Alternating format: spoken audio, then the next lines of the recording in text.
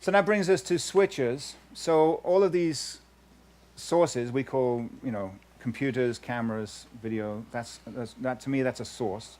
So the sources are going to come to a switcher of some kind, and then that's going to put it on screen. Simplest format would be if we had a primary laptop with PowerPoint and then a backup laptop just in case the primary locked up for some reason. We would have a simple switcher going to the projector to the screen.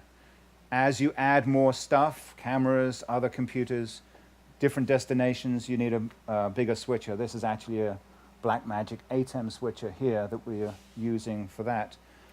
The nice thing about this particular switcher is it has 4 outputs, 4 distinct outputs, so I can send different things to different places. We often use that for the downstage monitors. I could send PowerPoint here, notes here, content on the screens, and a camera feed to a record deck, all from one switcher. That one gets used a lot. We have a few of those. And then as you get really complicated, multiple computers, multiple cameras, multiple outputs, blended screens, then you're going to move up to a different switcher. For us, that would be the Spider, spelt with a Y. Why? That rack over there is a Spider rack. Basically, it's a computer.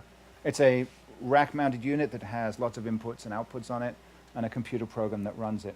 And we can do interesting things with a Spider. Maybe, Nick. Like we can do this. So with the Spider, we can send different things to different destinations, or we can send one thing everywhere.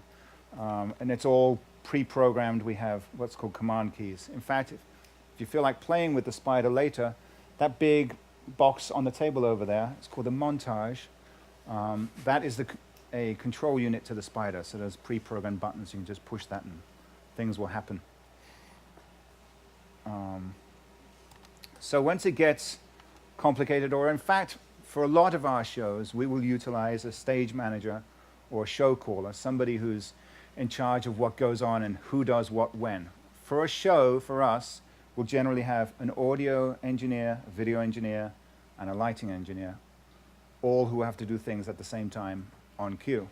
So a stage manager will work through the show schedule, produce a detailed cue sheet, and then sit there and go through each individual cue and call the show live on headsets.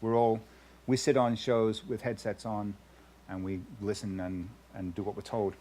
Standby lights. Here's an Standby example of fade how it music. works. Standby IMAG and lights. Go. Fade music. Go. 30 seconds. IMAG. Go. Good morning. If you say the word go, we're going to push a button. Yeah, we don't even say it. We spell it on headset. If you're talking about something, we spell it G-O because we're trained monkeys and No, we hit the button. When it's a complicated show, you're sitting there ready to go for the next cue, so your finger is literally over the button. And if somebody says the word go, you're just going to hit the button. Trust. You got to trust your show caller. So I'm going to hand back over to Nick, and he's going to talk about broadcasting the event.